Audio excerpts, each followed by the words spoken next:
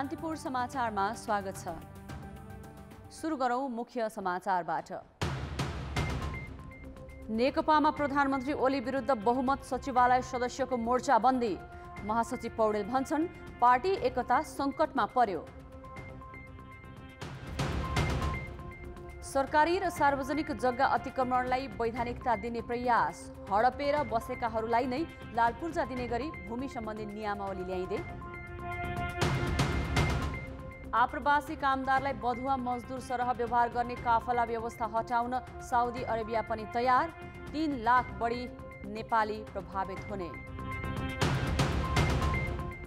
संक्रमण तीव्र बनेपछि युरोपेली देशहरू एकपछि अर्को लकडाउनमा फर्कदै। जर्मनी र फ्रान्सपछि बेलायतले घोषणा गर्यो 4 साता लामो लकडाउन। र चेन्नई सुपर किङ्ससँग हारेपछि किङ्स 11 पन्जाब आइपिएलको प्लेअफको दौडबाट बाहिरियो। कोलकाता नाइट राइडर्स र राजस्थान रोयल्स बीचको खेल जारी। सत्तारूढ नेकपाका अध्यक्ष पुष्पकमल दाहाल सहित बहुमत सचिवालय सदस्यले प्रधानमन्त्री केपी शर्मा ओलीले एकलौटी गरेको आरोप लगाउँदै त्यसविरुद्ध एकजुट भएर अघि बढ्ने निर्णय गरेका छन्। बहुमतको उक्त निष्कर्षलाई ओली पक्षले पार्टी विभाजनको संकेत भनेको छ। अध्यक्ष दाहाल निवास खुमलटारमा माधव नेपाल, छलनाथ खनाल, वामदेव गौतम, रामबहादुर थापा र नारायण काजी श्रेष्ठ सामेल बनेका थिए। उनीहरूले पार्टी सचिवालय बैठक बोलाएरै प्रधानमन्त्री ओलीको एकलौटी विरुद्ध निर्णय गरी अघि बढ्ने निष्कर्ष निकालेको हो। मन्त्री परिषद पुनर्गठन, राजदूत नियुक्ति र भारतीय गुप्तचर निकाय रका प्रमुख सामन्त कुमार गोयलसँगको भेटघाटलाई यस खेमाले मुख्य मुद्दा बनाएको छ।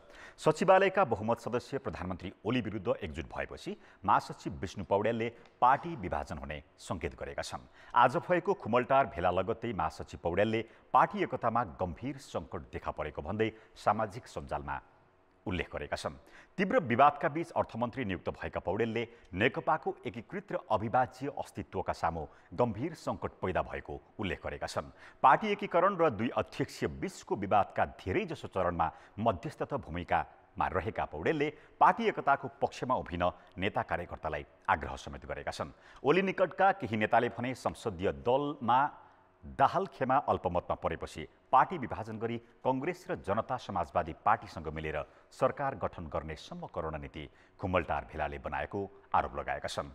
हिजो मात्र दाहालले पार्टीको सचिवालय बैठक बोलाउन ओली समक्ष प्रस्ताव गरेका थिए। त्यस भेटमा ओलीले आफू यसै गरी अघि बढ्ने भन्दै सकेको गर्न चेतावनी दिएको दाहालले आज खुमलटार भेलामा जानकारी दिएको सहभागी एक नेताले कान्तिपुर समाचारलाई बताएका छन्। कर्णाली प्रदेश सरकारको सत्ता समीकरणमा नेकपाका अध्यक्ष पुष्पकमल दाहाल र वरिष्ठ नेता माधव नेपाल गठबन्धनबीच सहमति हुन नसकेपछि आज गर्ने भनिएको मन्त्री परिषद पुनर्गठन केही समयका लागि टरेको छ। कर्णालीमा प्रधानमन्त्री केपी ओली पक्षलाई एक्ल्याउन एकमत भए पनि आन्तरिक भागबण्डा नमिल्दा तत्काल मन्त्री हेरफेरको काम टरेको नेताहरूले बताएका छन्। कर्णाली प्रदेशका मुख्यमन्त्री महेन्द्र बहादुर शाहीलाई हटाउन सुरुमा नेकपा अध्यक्ष केपी ओली र वरिष्ठ नेता माधव नेपाल पक्षधर सांसदहरूले अविश्वासको प्रस्ताव ल्याए पनि केन्द्रको समीकरण नै प्रदेशमा सत्ता बाँडफाँडको कुरा मिलाएर ओली समूहलाई एक्ल्याइएको थियो। नेपाल पक्षले साथ दिएपछि नै दाहाल खेमाका शाहीको पद जोगिएको थियो। दाहाल समूहले मुख्यमन्त्री सहित 4 र नेपाल समूहले 3 मन्त्रालय पाउने गरी मन्त्री परिषद पुनर्गठन गर्ने सहमति त्यतिखेर भएको थियो। शनिबार साँझ मुख्यमन्त्री शाहीले सबै मन्त्रीलाई राजीनामा दिन दबाब दिए पनि नेपाल समूहका आर्थिक मामिला तथा योजना मन्त्री प्रकाश ज्वालाले नछाड्ने भएपछि मन्त्री परिषद पुनर्गठन टरेको हो। मुख्यमन्त्री शाहीले संसदीय दलमा बहुमत पुर्याउन नेपाल समूहका 3 जनालाई मन्त्री बनाउने सहमति गरेका थिए। सोही अनुसार सबै मन्त्रीलाई हटाएर पुनर्गठन गर्न दबाब दिँदा नेपाल समूहका मन्त्री ज्वालाले नछाड्ने भएपछि थप गृह कार्य गर्न दाहाल पक्ष लागि परेको छ। अध्यक्ष कमरेड प्रचण्ड हैन, वरिष्ठ नेता माधव नेपाल, त्यसपछि अब झलनाथ खनाल, नारायण काजी श्रेष्ठ, वामदेव गौतम लगायतको टिम एकातिर, अब अध्यक्ष हैन केपी ओली प्रधानमन्त्री पनि हुनुहुन्छ, उहाँ एकातिर हुने स्थिति जो देखा परेको छ नि, अब त्यसको प्रभाव त तल परिहाल्छ नि। त्यसो त ओली पक्षका सामाजिक विकास मन्त्री दल रावल र पर्यटन मन्त्री नन्दसिंह बुढाले पनि राजीनामा दिन मानेका थिएनन्। तर मुख्यमन्त्रीले हटाउन सक्ने भन्ने आङ्कलनका साथ उनीहरूले सामाजिक सञ्जाल मार्फत अहिलेसम्म सहयोग गर्ने सबैलाई धन्यवाद भनेका थिए। आइतबार नै मन्त्रीमण्डल हेरफेर गर्ने तयारीका साथ मुख्यमन्त्री शाही अघि बढे पनि केन्द्रीय सत्तामै असर पर्ने देखिएकाले पनि तत्काल पछि हटेको बताइएको छ। यद्यपि तिहार अघि नै मन्त्रीमण्डल हेरफेर गर्ने गृह कार्य भइरहेको मुख्यमन्त्री शाहीका राजनीतिक सल्लाहकारको भनाइ छ। प्रदेशमा पार्टी र सबै तह सबै पक्षलाई मिलाएर बाँकी कार्यकाल पुरा गर्ने गरी र काम पनि देखिने काम पुरा हुने गरी मुख्यमन्त्रीले मन्त्रीमण्डल पुनर्गठन गर्ने तयारी गर्नुभएको छ। आफैमा पनि अब भौतिक पूर्वाधार मन्त्रालय गत 1 वर्षदेखि रिक्त रहेको अवस्था पनि छ। त्यसो भएको हुनाले यो अहिले आवश्यक पनि छ र तिहार अगाडि नै यसको पुनर्गठन हुन्छ। नेकपा कर्णालीको विवाद केन्द्रीय नेतृत्वले टुङ्गो नलगाए कर्णालीमा अध्यक्ष दाहाल पक्ष र वरिष्ठ नेता नेपाल पक्षले प्रधानमन्त्री ओली पक्षलाई किनारा लगाउने लगभग निश्चित छ। ओली खेमा भने केन्द्रीय राजनीतिक के हुन्छ भनेर पर्खर हेरेको अवस्थामा छ। कान्तिपुर समाचारका लागि क्यामेरामा नवीन शाहीका साथ कमल पन्त र पूर्णबहादुर खड्का, सुर्खेत। सत्तारूढ दलभित्र वार या पारको लडाईँ चलिरहेका बेला प्रमुख प्रतिपक्षी दल कांग्रेसले पनि केन्द्रीय कार्यसमिति बैठक बोलाएको छ। केन्द्रीय समितिबाट उसले संसदको अधिवेशन माग गर्ने भएको छ। यसका लागि अर्को विपक्षी दल जनता समाजवादी पार्टीसँग पनि उसले कुरा गरिरहेको छ। कोरोना महामारी नियन्त्रणका लागि सरकारले प्रभावकारी काम गर्न नसकेको र भ्रष्टाचार बढेको भन्दै कांग्रेसले यी विषयमा संसदमा छलफल गर्न विशेष अधिवेशन बोलाउनु पर्ने माग गर्ने नेताहरूले बताएका छन्। कांग्रेस केन्द्रीय समितिको बैठक कार्तिक 21 गते बोलाइएको छ। सभापति शेरबहादुर देउवाले पदाधिकारी सहित केही नेताहरूसँग संसद अधिवेशन माग गर्ने बारे छलफल गरिसकेका छन्। सीमित विषयमा मात्रै केन्द्रित रहौं, कोभिड लाई कसरी हामी जुझ्ने, कसरी देश जनतालाई बचाउने, जोगाउने, त्यो विषयमा संसदका प्रति सरकारलाई उत्तरदायी राख्ने प्रबन्ध गरौँ। हरेक दिन बस्नु पर्दैन, सधैँ बस्नु पर्दैन, सबै विषयमा छलफल गर्नु पर्दैन भनेर त्यो बेला भनेका थियौँ। पछि पनि हामीले त्यस किसिमको अनुरोध गऱ्यौँ। अहिलेसम्म त्यो भएन। अब हाम्रो पार्टीको केन्द्रीय कार्यसमितिको बैठक पछाडि हामीहरू संसदको प्रमुख प्रतिपक्ष भएको हुनाले यो कुरालाई अगाडि बढाउँछ। प्रतिनिधि सभाका 1/4 सदस्यले संसदको विशेष अधिवेशन माग गर्न सक्ने भए पनि कांग्रेस एक्लैको यो संख्या पुग्दैन। त्यसैले उसले अर्को विपक्षी दल जनता समाजवादी पार्टीसँग पनि कुरा गरिरहेको छ। हाम्रो मात्रै संख्याले यो माग गर्न पुरा संख्या पुग्दैन। त्यसैले अरू दलसँग कुरा गरेर यसको टुङ्गोमा पुग्छौँ र खालि यति विषयमा कोरोनाको संक्रमणमा सरकारलाई जनताप्रति जिम्मेवार बनाउने, देशप्रति जिम्मेवार बनाउने उद्देश्यका साथ मात्रै त्यति सीमित विषयलाई लिएर अधिवेशन गर्नुपर्छ भन्ने हाम्रो मान्यता। केन्द्रीय समितिले संस्थागत निर्णय गरेपछि विशेष अधिवेशनका लागि संसदीय दलले आवश्यक प्रक्रिया अघि बढाउने कांग्रेसको भनाइ छ। सत्तारूढ नेकपा भित्रै प्रधानमन्त्री ओली विरुद्ध घेराबन्दी बढेका बेला विपक्षीको यो तयारी केवल कोरोना महामारी बारे कुरा उठाउन मात्रै हो भन्ने अवस्था छैन। कान्तिपुर समाचारका लागि नवराज पाण्डे, काठमाडौँ। सरकारले सरकारी तथा सार्वजनिक जग्गा अतिक्रमण गर्नेहरूलाई नै लाल पूर्जा दिने गरी भूमि सम्बन्धी नियमावली ल्याउन लागेको छ। कुनै व्यक्तिले 10 वर्षदेखि सरकारी वा सार्वजनिक जग्गा ओगटेर बसेको छ भने केही शुल्क तिराएर उसकै नाममा गरिदिने व्यवस्था गर्न लागेको हो। भूमि सम्बन्धी समस्या समाधान गर्न भन्दै नेकपा नेता देवी गेवाली नेतृत्वमा गठित आयोग मार्फत अतिक्रमणकारीलाई नै जग्गा दिने तयारी भूमि व्यवस्था मन्त्रालयले गरेको हो। यो व्यवस्थाले ललिता निवासको जग्गा समेत सरकारको नाममा फिर्ता नगर्न कानुनी बाटो खुल्नेछ। भूमि सम्बन्धी ऐनको गत वर्ष भएको 8औं संशोधनबाट अव्यवस्थित बसोबासीलाई एकपटकका लागि उसले भोग चलन गर्दै आएको जग्गा उपलब्ध गराउने व्यवस्था गरिएको थियो। त्यो जग्गा सरकारी, एलानी वा वन क्षेत्रको भए पनि कम्तीमा 10 वर्षदेखि आबाद गर्नेलाई दिने, तर त्यसअघि उसको आर्थिक अवस्था, बसोबासको स्थिति लगायतका आधारमा वर्गीकरण गरी केही दस्तुरले जग्गाको स्वामित्व हस्तान्तरण गर्ने व्यवस्था ऐनमा छ। त्यो व्यवस्था कार्यान्वयन गर्न भूमि सम्बन्धी नियमावलीको 18औं संशोधन गर्न लागि हो।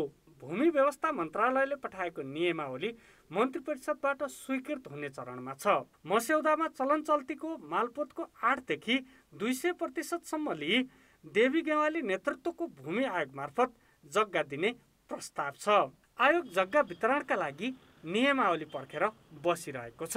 8वटा वर्गीकरण गर्छौं जग्गा र व्यक्तिका विषयमा 8वटा क्याटेगोरी हुन्छन् अनि त्यसैबाट हामी नम्बरिङ गर्छौँ। नम्बरिङ गर्दा उहाँले तिर्नुपर्ने रकम भनेको कम्प्युटरमा स्वतः आउँछ। एउटा विपन्न व्यक्तिले त्यो जग्गालाई अब 15-20 हजार 1 लाख रुपियाँ मूल्य छ भने 15-20 हजारमा प्राप्त गर्न सक्नुहुन्छ हैन। अर्को सम्पन्न व्यक्ति हुनुहुन्छ, उहाँको चाहिँ अरू ठाउँमा पनि सम्पत्ति छ अनि उहाँको जीवनस्तर त्यस्तै छ भने उहाँले 100% 150% सम्म चाहिँ त्यो जग्गाका निम्ति राजस्व तिर्नुपर्ने हुन्छ। सरकारले 7 महिना अघि गठन गरेको यस आयोगका 77 वटै जिल्लामा संयन्त्र खडा गरिएको छ।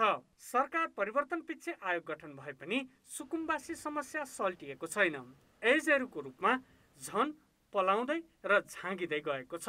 यो समस्या थाँती नरहने गरी अन्त्य गर्नुपर्ने चुनौती छ। तर यसपालि सुकुम्बासी मात्र नभई अव्यवस्थित बसोबासी भनेर अतिक्रमणकारी जो कोहीलाई पनि अतिक्रमित क्षेत्रमै जग्गा उपलब्ध गराउन खोजिएको छ। यसले भूमाफिया नै लाभान्वित हुने जोखिम बढेको छ। भूमाफियासँग मिलेर सत्तारूढ दलकै नेता र सर्वोच्च अदालतका न्यायाधीश समेतले प्रधानमन्त्री निवास छेउैको जग्गा ओगट्न भएका छन् भने अन्यत्रको हालत के होला सहजै अनुमान गर्न सकिन्छ।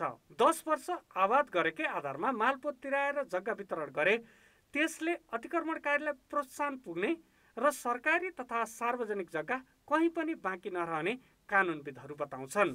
गैर कानुनी काम गर्ने मान्छेलाई कानुनी मान्यता दिने र यसको परिणाम के हुन्छ भने भोलि यो बालुवाटारको जुन ललिता निवासको जग्गा छ तिनीहरूले पनि 5-7-10 वर्ष अगाडि घर बनाएर बसेका छन् भने त्यो पनि तिनीहरूलाई नै दिनुपर्ने भयो। र भोलि मान्छेलाई भावना कस्तो हुन्छ भने अब यो एकचोटि बसिसकेपछि 8-10 वर्ष निकाल्दो रहन्छ, फेरि हाम्रो पार्टीको सरकार आएपछि त गरिदिँदो रहेछ, जग्गा दर्ता गर्दो रहेछ भनेपछि त्यस्ता मान्छेलाई सार्वजनिक र वन अतिक्रमण गर्नलाई प्रोत्साहन गर्ने। सरकारी तथा सार्वजनिक जग्गा र वन क्षेत्र देशका धेरै ठाउँमा अतिक्रमणको चपेटामा छन्। सुकुम्बासीले ओगटे भन्दा धेरै क्षेत्र भूमाफियाले नीति निर्माता र कर्मचारीलाई प्रभावमा पारेर कब्जा गरेका छन्। सरकारले त्यस्तो जग्गा एक एक गरी आफ्नो नाममा कायम गर्न आलटाल गरिरहेका बेला अतिक्रमणकारीलाई नै प्रोत्साहन पुग्ने गरी नियमावली संशोधन गरिए त्यो दुर्भाग्यपूर्ण हुनेछ। कान्तिपुर समाचारका लागि क्यामेरामा पशुपति बुढाथोकी र विनोद कोजुका साथ दीपक आचार्य, काठमाडौँ।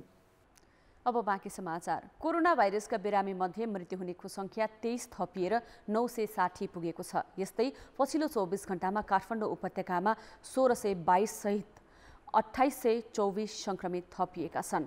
अहिलेसम्म संक्रमितको संख्या 1,73,000 नाघेको छ। 13,023 नमुना परीक्षण गर्दा 22% संक्रमण पुष्टि भएको हो। थपिनेको तुलनामा संक्रमण मुक्त हुनेको संख्या धेरै भएकाले निको हुने दर 77.7% पुगेको छ। पछिल्लो 24 घण्टामा 3620 जना संक्रमण मुक्त भएका छन्। 37,765 सक्रिय संक्रमित मध्ये 30,986 जना घरमै छन्। घरमै बस्ने संक्रमितको मृत्यु हुन थालेपछि स्वास्थ्य मन्त्रालयले अनुगमन गर्न स्थानीय तहलाई निर्देशन दिएको छ। संक्रमितलाई गाह्रो भएको पाइए अस्पताल पठाउने व्यवस्था गर्न भनेको छ। यस्तै कोभिडका बिरामीसँग उपचारका लागि धरौटी रकम माग्ने सरकारी अस्पतालसँग स्पष्टीकरण मागिएको मन्त्रालयले जनाएको छ। मन्त्रालयले यसअघि नै धरौटी नलिन भने पनि धरौटीका लागि अस्पतालहरूले सूचना नै निकालेका छन्। सुदूरपश्चिम प्रदेशका नागरिकको मुख्य रोजगारीको गन्तव्य हो भारत। त्यहाँका अधिकांश नागरिक रोजगारीका लागि भारतका विभिन्न सहर जाने गर्दछन्। स्वदेशमा रोजगारी नपाउँदा 2 छाक टार्नकै लागि युवा उमेरमै भारत छिरेका अधिकांश नागरिक आफ्नो जीवनकाल नै भारतमा सस्तो मूल्यमा श्रम बेचेर बिताउन बाध्य छन्। यी हुन् कैलाली लम्की चुहाका हिरालाल देवकोटा। सानै उमेरमा आमाको निधन भएपछि उनलाई छाक टार्नै मुस्किल पर्यो। 19 वर्षको कलिलो उमेरमै 2043 सालतिर छिमेकी र साथीभाइसँगै उनी भारत गए। अहिले उनी 54 वर्षका भए, तर भारतमै मजदुरी गरिरहेका छन्। भारतमा दिनरात नभनी काम गर्दा 54 वर्ष भइसकेको पत्तै नपाएको उनी बताउँछन्। दशैं मान्न घर आएका उनी फेरि भारत जाने तयारीमा छन्। खानलाइन पुग्दैन, जानुपर्ने बाध्यता हुन्छ। अब त्यो बिना खुट्टाको आइमाईले पाल्नुपर्ने। अब छोरी अक्काको घरमा गइसकेकी छन्, 3 छोरी छन्, 3 छोरी शादी विवाह भइसक्यो। छोराको विवाह हुनु बाँकी छ। छोरो अब अहिले 18 सालको भयो। हाम्रो नेपालमा रोजगारी भइदियो भए हामीले यो दुःख हुनुपर्ने थिएन। अब हाम्रो नेपालमा रोजगारी छैन। रोजगार नहुनाले अब हामीले भारतमा जानुपर्ने ओकर बाध्य भयो। उनी त एउटा प्रतिनिधि पात्र मात्रै हुन्। सुदूरपश्चिमका अधिकांश नागरिक जो कलिलो उमेरमा रोजगारीका लागि भारत जान्छन् र जीवनकाल नै भारतमा बिताउँछन्। दशैं तिहारमा घर फर्किने र हिउँदे खेती सकेर भारत छिर्नेहरूको सीमा नाकामा लर्को लाग्ने गरेको छ। 8-9 साल भइसक्यो हैन।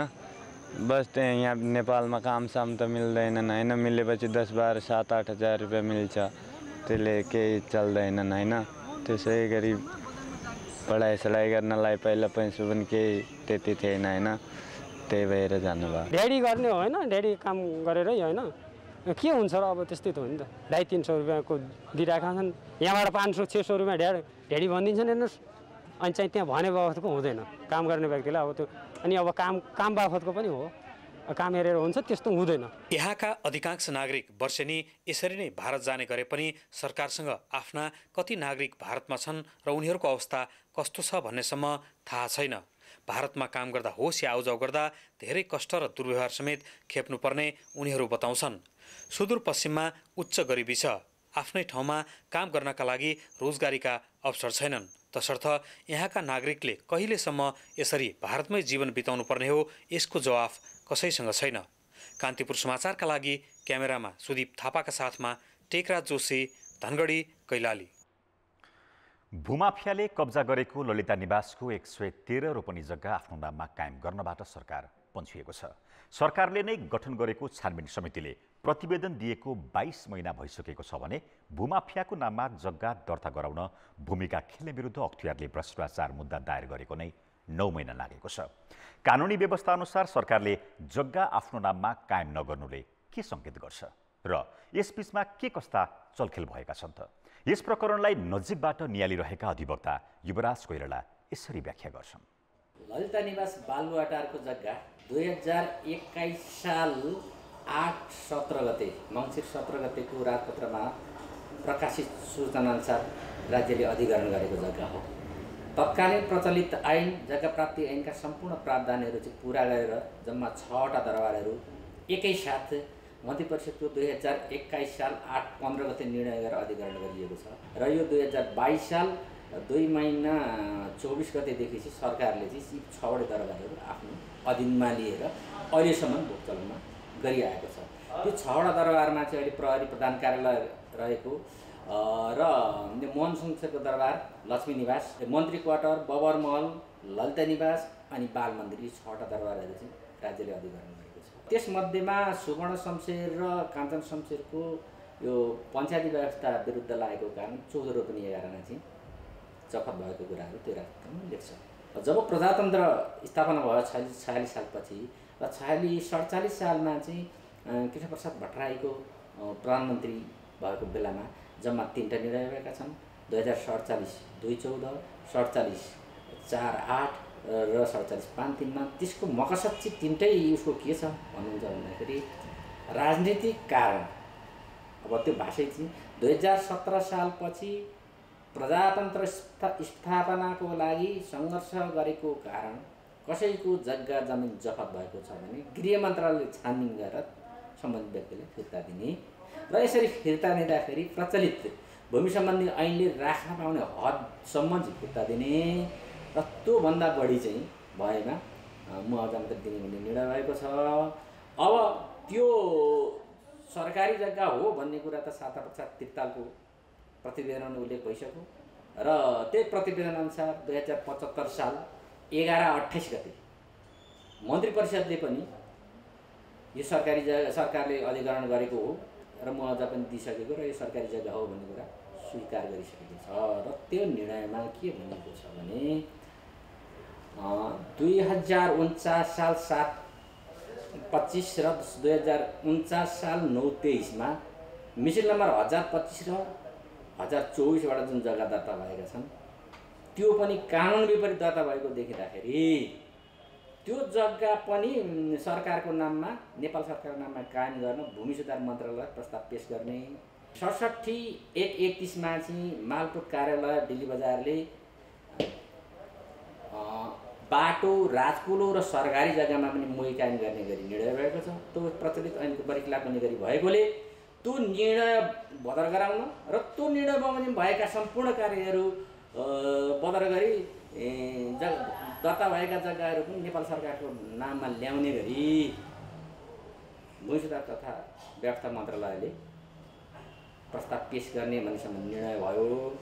त्यो निर्णय भइसकेपछि सरकारको नाममा जग्गा कायम गर्नुपर्ने, दाखा हुनुपर्ने त्यो हुन सकेको छैन। विभिन्न कोणबाट पहल कदमी गर्दा पनि अहिले मन्त्रालयबाट तत्परता देखाएको छैन र त्यहाँका आधिकारिक निकायबाट मैले धेरैचोटि प्रयत्न गर्दाखेरि यो राजनैतिक हस्तक्षेपको कारणले हामीले प्रस्ताव अगाडि बढाउन सकेका छैनौँ भन्ने किसिमको जवाफ आएको छ। अर्को दुःखद कुरा के छ भन्दाखेरि यो सरकारी जग्गा हो, यो सरकारी जग्गा नेपाल सरकारको आउनुपर्ने हो। मालपोत ऐन 2034 को दफा 24(1) ले के भन्छ भने सरकारी जग्गा कसैको नाममा दर्ता गर्न पनि हुँदैन, आबाद गर्न पनि हुँदैन। अब दफा 2 ले के भन्छ भने 24(2) ले कसैले यो ऐन लागू हुनुभन्दा अगाडि वा ऐन लागू भइसकेपछि सरकारी जग्गा, सार्वजनिक जग्गा, सामुदायिक जग्गा कसैले दर्ता गरेको रहेछ भने त्यो दर्ता चाहिँ स्वतः बदर हुन्छ, बदर गराइरहनु पर्दैन। त्यो दर्ता प्रक्रियाबाट खडा भएको लगतसम्म बदर गराउन चाहिँ मालपोत कार्यालय वा नेपाल सरकारले तोकिदिएको अधिकारीले गर्न सक्नेछ भन्ने प्रष्ट व्यवस्था छ। यो मालपोतलाई यो जग्गा चाहिँ 24(2) बमोजिम, त्यही मालपोत ऐनको 24(2) बमोजिम चाहिँ यो सरकारी जग्गा व्यक्तिको नाममा दर्ता भएको हुनाले बदर गरी नेपाल सरकारको नाममा श्रेष्ठता कायम गरी पाउँ भनेर हामीले पटक पटक उजुरी दिएका छौँ। मालपोतमा सम्पर्क गर्न जाँदाखेरि यो त राजनैतिक विषयवस्तु भयो। यो हामीले ऐन कार्यान्वयन गऱ्यौँ भनेदेखि हामी नै सुरक्षित हुँदैनौँ, माथिको निर्देशन चाहिन्छ भनेर मालपोत कार्यालय भन्छ। यो भनेको चाहिँ प्रचलित कानुन नेपाल सरकारले मान्दिन, म कार्यान्वयन गर्न सक्दिनँ र राज्यको अधीनमा रहेका जग्गा जमिनको संरक्षण गर्न पनि म सक्दिनँ भन्नु हो। देखि जानी बुझी अहिले नेतृत्वमा रहेका नेताहरूको दबावमा मन्त्रालय निरीह भएर प्रस्ताव आउन सकेको छैन। अब मन्त्री परिषदको निर्णय नै एउटा मन्त्रालयले कार्यान्वयन गर्न सक्दैन भने अरू हामीले के हुन्छ भनेर आशा गर्ने? यो देश नै कानुन कार्यान्वयन गर्न नसक्ने अवस्थामा पुगेको त होइन भन्ने कुराहरू प्रश्न खडा हुन्छन्। माफिया तन्त्र नेपालमा हाबी भएको देखिन्छ, कानुन निष्क्रिय भएको देखिन्छ। यिनीहरूले चाहिँ आफ्नो हातमा कब्जामा लिएर शक्ति, पहुँच र पैसाको आधारमा चलाइरहेका छन् भन्ने देखिन्छ र यसरी गैर कानुनी रूपमा नेपाल सरकारको नाममा दर्ता हुनुपर्ने जग्गा व्यक्तिको नाममा गइसकेपछि कानुन बमोजिम सरकारको नाममा ल्याउन पनि सरकार अहिले लाचार भइरहेको छ।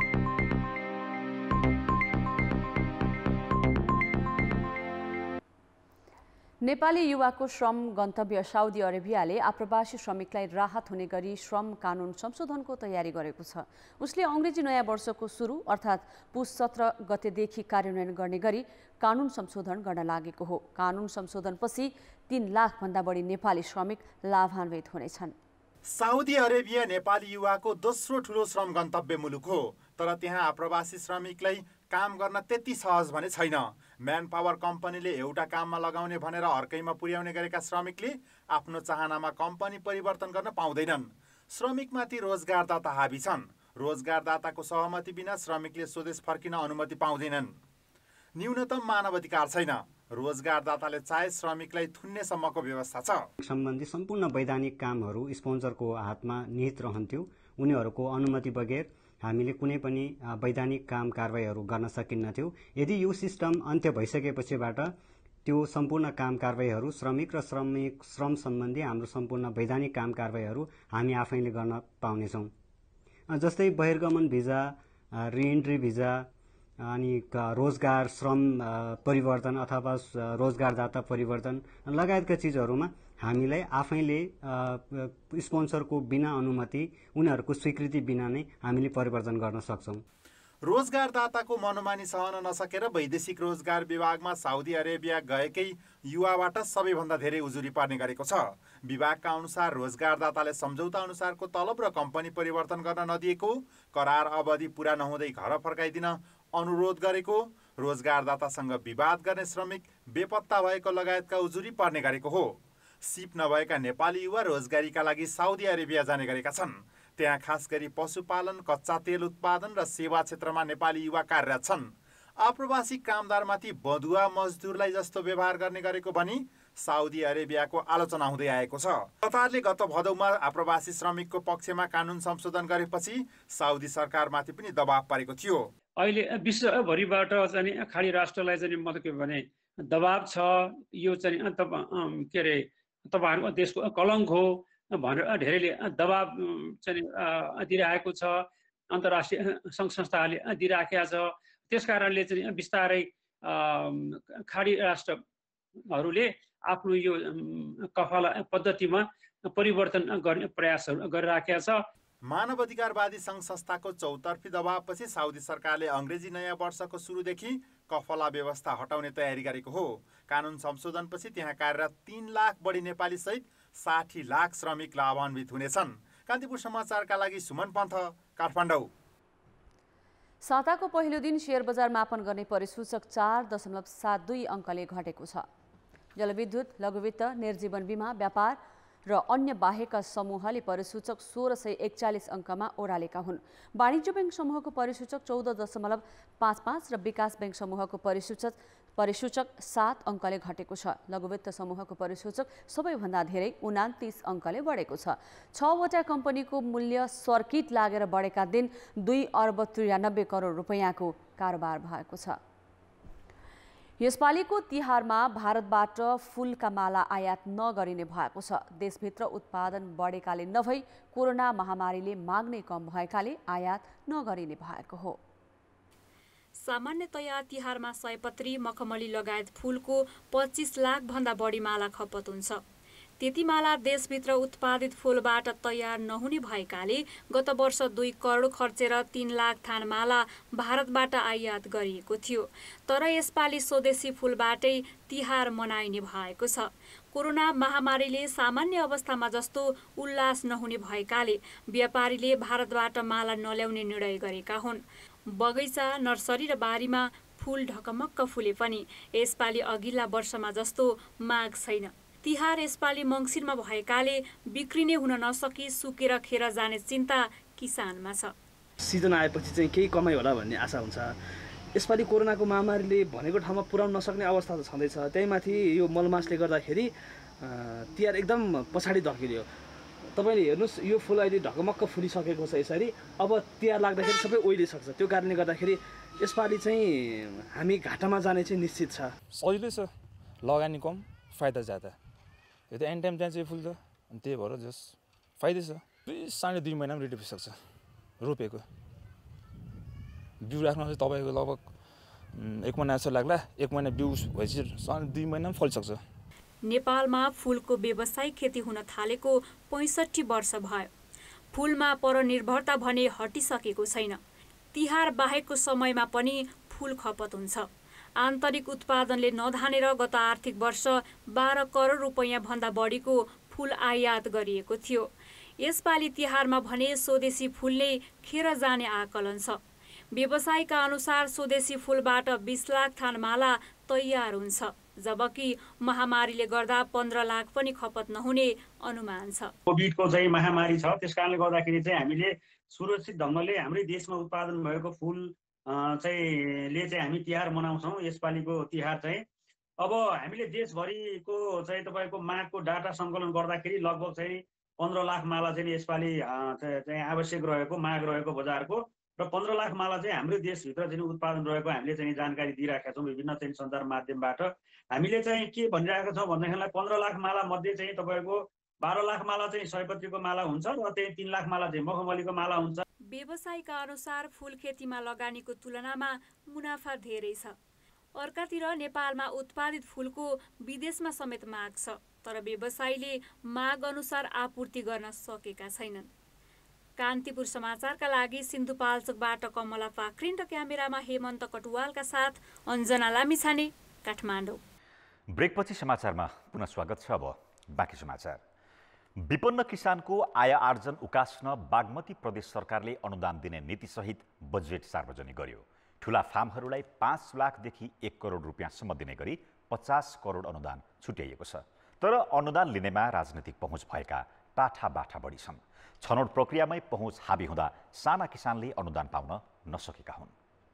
सिन्धुलीबाट प्रतिनिधि सभा सदस्य निर्वाचित नेकपाका नेता हरिबोल गजुरेलले राजनीतिक प्रभावका कारण बागमती प्रदेशको भूमि व्यवस्था कृषि तथा सहकारी मन्त्रालय अन्तर्गत रहेको कृषि निर्देशनालयबाट अघिल्लो आर्थिक वर्षमा 1 करोड अनुदान सम्झौता गरे। गजुरेलको समेत स्वामित्व रहेको सिन्धुली एग्रो कम्पनीले धान खेतीका लागि 7 लाख मात्रै अनुदान रकम लिन सफल भयो। 2076 साल चैत महिनामा लकडाउन भएपछि सम्झौता गरिएको अनुदान रकम लिन नसकेको नेता गजुरेलको भनाइ छ। कमलामाई नगरपालिका 4 को चुवाबोटे र हिरापानीमा 25 बिघा जग्गा भाडामा लिएर सिन्धुली एग्रोले धान खेती गरेको थियो। हामी आफ्नै अब पार्टीको सरकार भावनाले लकडाउन सरकारले गरिसकेपछि बन्द गरे सबै कामहरू बन्द गरिसके लकडाउन बेला गतिविधि नगरेपछि बन्द गरियो। त्यो कारणले हो, हामीले नभएको चाहिँ होइन कि लकडाउनको कारणले गर्दा सरकारमा भएको पार्टीको एउटा नेताले जोडिएको योसँग जोडिएको नेताले फेरि ती चिजहरू गर्दा चाहिँ राम्रो पर्दैन भनेर हामीले गरेन। गोल्डन फार्म्स प्राली Kavre, Helambu Agro Farm and Research Centre Sindhupalchok, Big Agriculture प्राली Sindhupalchok, Saptabhumi Agro and Research Centre Gokulganga Ramechhap, केरुङ्गा सामुदायिक तरकारी कृषि फर्म भरतपुर चितौनले गत वर्ष प्रति फार्म 1 करोडकै अनुदान सम्झौता गरे। यी कम्पनीले 62 लाखदेखि 80 लाख रुपियाँसम्म भुक्तानी लिएका छन्। मन्त्रालयले तोकेको मापदण्ड अनुसार नै आफूहरूले अनुदान सम्झौता गरेको उनीहरूको दाबी छ।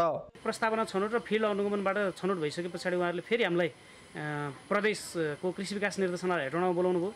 त्यहाँ हामीले एउटा प्रेजेन्टेसन गऱ्यौँ। त्यो प्रेजेन्टेसनबाट पनि मूल्याङ्कन भयो। त्यसको आधारमा हामीलाई अन्तिम छनौट गर्नुभयो। त्यो छनौटमा हामी परिसके पछाडि त्यही अब त्यहाँ कार्यविधि बमोजिम नै हामी चाहिँ सम्झौता गरेर हामीले काम गर्यौँ। बागमती प्रदेशको कृषि विकास निर्देशनालयले पहुँचलाई प्राथमिकता दिँदा किसानलाई व्यावसायिक रूपमा खेती गर्न अभिप्रेरित गर्न ल्याइएको अनुदान नीतिमा राजनीतिक पहुँच हाबी भयो।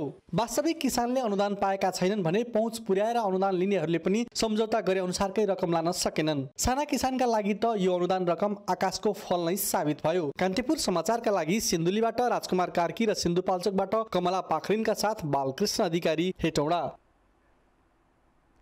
अब जनमतको अन्तिम परिणाम। जनमतमा हिजो हाम्रो प्रश्न थियो, प्रदेशमा हस्तान्तरण गरिएका विकास आयोजना अलपत्र हुनुमा कसलाई दोषी ठान्नुहुन्छ? ए केन्द्र सरकार, बी प्रदेश सरकार र सी कर्मचारी तन्त्र। जनमतको अन्तिम परिणाम यस्तो छ, ए केन्द्र सरकारमा 32%, बी प्रदेश सरकारमा 41% र सी कर्मचारी तन्त्रमा 27% मत प्राप्त भएको छ। अब जनमतमा आजको प्रश्न। जनमत, सार्वजनिक तथा सरकारी जग्गा अतिक्रमण गर्नेलाई नै किन लाल पूर्जा दिन खोजिएको होला? ए व्यवस्थित बसोबासका लागि, बी भूमाफियाको प्रभाव र सी भोटको राजनीति। जनमतको अन्तिम परिणाम भोलि बेलुकी 8 बजेको कान्तिपुर समाचारमा प्रसारण गर्नेछौँ। कृपया NEWS news space A B वा C टाइप गरी 34001 मा SMS गरेर आफ्नो मत व्यक्त गर्नुहोला। अब जनताको आवाज। हामीले पोखरामा सोधेका छौँ, महामारीमा एक धिक्का भएर जुझ्नुपर्ने बेला प्रधानमन्त्री तथा पार्टीभित्रै शीर्ष नेताहरूको विवादलाई के भन्नुहुन्छ?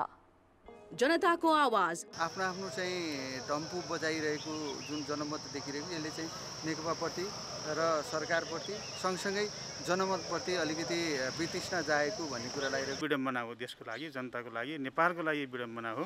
यस्तो नहुनु पर्ने थियो। अझ पनि सद्बुद्धि आओस्। यो चाहिँ हाम्रो दुर्भाग्य हो।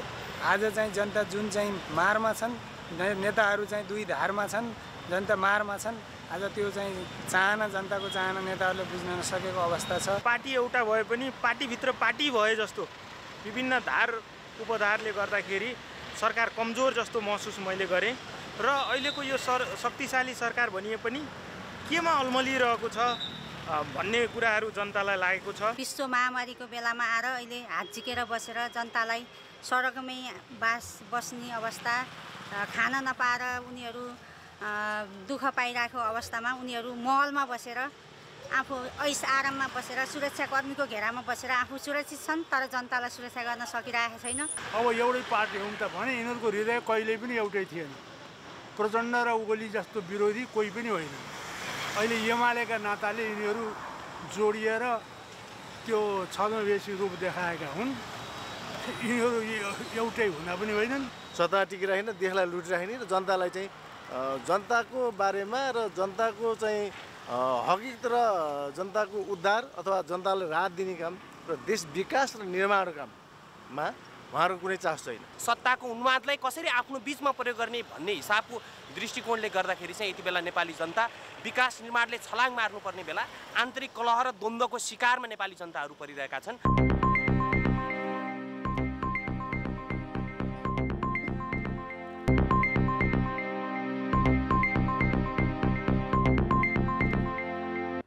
नमस्कार, कान्तिपुर खेलकुद समाचारमा स्वागत छ।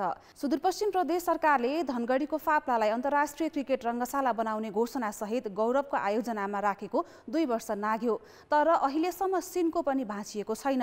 काम अघि नबढाइएकाले एकातिर बजेट फ्रिज हुँदै आएको छ भने अर्कोतिर फाप्ला मैदान गौचरणमा परिणत भएको छ। फ्रेन्चाइज क्रिकेट प्रतियोगिता गराइँदै आएको धनगढीको फाप्लामा प्रदेश सरकारले अन्तर्राष्ट्रिय रङ्गशाला बनाउने घोषणा गरेपछि स्थानीय खुसी भएका थिए। सरकारले घोषणा मात्र गरेन, गौरवको आयोजनामा पनि राखी बजेट समेत छुट्यायो, तर काम भने हुन सकेको छैन। जग्गा प्राप्ति लगायत प्रक्रिया अगाडि बढाइएकै छैन। प्रदेशको एउटा राजधानी भएको हिसाबले पनि यही चाहिँ आश लाग्दो थियो र अहिले चाहिँ एकदमै यसलाई चाहिँ अब हेर्नुहोस्, तपाईँहरूले देखिराख्नु भएको छ, गोरुहरू चाहिँ चरन अनि फुटबलहरूको पनि खेल्ने यस्तो चाहिँ ठाउँ बनेको छ र यसलाई चाहिँ अहिले कुनै पनि निकायले चाहिँ ध्यान नदिएको अवस्था छ र हामीले चाहिँ आफ्नो तर्फबाट चाहिँ यसलाई चाहिँ अब हामी लगातार रूपमा यहाँका स्थानीय बासिन्दा, राजनीतिक दल, समाजसेवी, बुद्धिजीवी सबैसँग, खेलप्रेमी सबैसँग चाहिँ हामीले हार गुहार गरेर यसलाई चाहिँ अझै पनि यसमा चाहिँ हामी चाहिँ लागेर चाहिँ यसलाई चाहिँ अझै यसमा चाहिँ यसलाई कसरी निर्माण गर्न सकिन्छ भन्ने कुन तहलाई भनेर हुन्छ, कुन सरकारलाई घचघच्याएर हुन्छ भनेर हामी निरन्तर रूपमा लागिरहेछौँ। धनगढी क्रिकेट एकाडेमीले आफ्नै खर्चमा फाप्ला मैदानको स्तरोन्नति गरी 2 पटक फ्रेन्चाइज लिग गरेको थियो। मैदानमा लगानी गर्न सरकारलाई नैतिक दबाब दिनु पनि एकाडेमीको उद्देश्य थियो। प्रदेश सरकारले गौरवको आयोजनामा राखे पनि कुनै काम अगाडि नबढेकाले फाप्ला अहिले गौचरणमा परिणत भएको छ। प्रदेश सरकारले अब भनौँ न प्रदेश गौरवको योजना राखेर एउटा महत्त्वपूर्ण निर्णय गरेको हो होइन, तर फलोअप जुन हिसाबले हुनुपर्ने हो त्यो किसिमले एउटा टिम बनाएर त्यो किसिम फलोअप नगरेको देखियो होइन। त्यसले हामी आफै गएर त्यो फाइल काठमाडौँ गएर फिर्ता लिएर आएर फेरि पुनः प्रक्रियामा हालेका छौँ होइन। त्यसले गर्दा चाहिँ प्रदेशले जसरी गौरव योजनामा हाले त्यही किसिमको सक्रियता चाहिँ देखाउनु पर्छ जस्तो लाग्छ हामीलाई। फाप्ला मैदान रहेको जग्गालाई लिएर विवाद भएकाले काम अगाडि बढाउन समस्या भएको प्रदेश सरकारको भनाइ छ। सुरुमा सामुदायिक वनको भनेर विवाद भए पनि जग्गा सरकारी भएको स्पष्ट भइसकेको छ।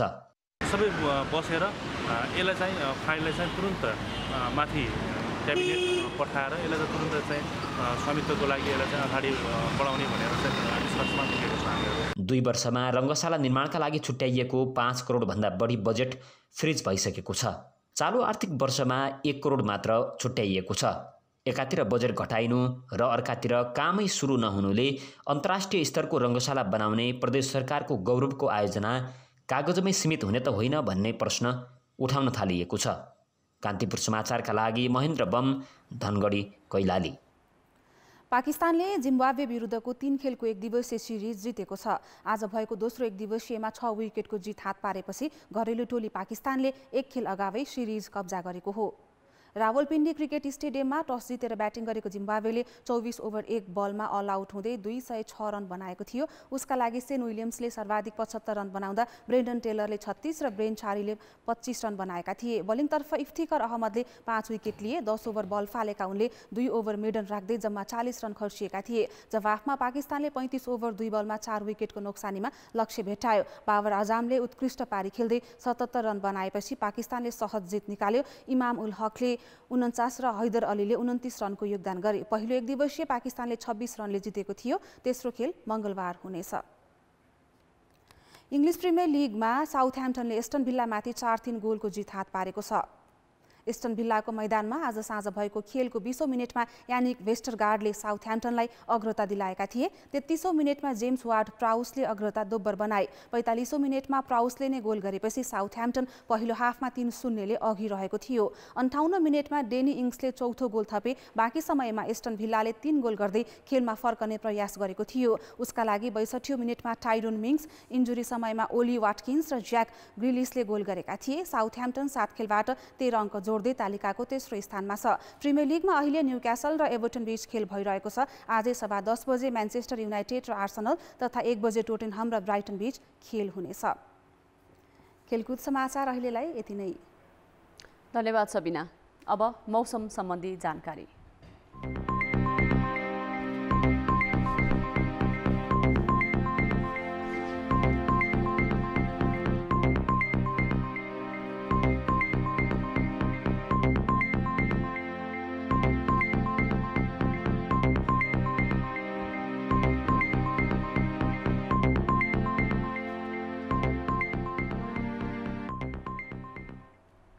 अन्त्यमा मुख्य समाचार फेरि एकपटक। नेकपामा प्रधानमन्त्री ओली विरुद्ध बहुमत सचिवालय सदस्यको मोर्चाबन्दी। महासचिव पौडेल भन्छन् पार्टी एकता सङ्कटमा पर्यो। सरकारी र सार्वजनिक जग्गा अतिक्रमणलाई वैधानिकता दिने प्रयास। हडपेर बसेकाहरूलाई नै लालपुर्जा दिने गरी भूमि सम्बन्धी नियमावली ल्याइँदै। आप्रवासी कामदारलाई वधुवा मजदुर सरह व्यवहार गर्ने काफला व्यवस्था हटाउन साउदी अरेबिया पनि तयार। 3 लाख बढी नेपाली लाभान्वित हुने। संक्रमण तीव्र बनेपछि युरोपेली देशहरू एकपछि अर्को लकडाउनमा फर्कदै। जर्मनी र फ्रान्सपछि बेलायतले घोषणा गर्यो 4 साता लामो लकडाउन। र चेन्नई सुपर किङ्ससँग हारेपछि किङ्स 11 पन्जाब आइपिएलको प्लेअफको दौडबाट बाहिरियो। कोलकाता नाइट राइडर्स र राजस्थान रोयल्स बीचको खेल जारी। कान्तिपुर समाचार अहिलेलाई सकियो। अब हाम्रो अर्को समाचार बुलेटिन राति 10:30 बजे अङ्ग्रेजी र 11 बजे नेपाली भाषामा हुनेछ। कान्तिपुर टेलिभिजन हेर्दै गर्नुहोला। नमस्ते।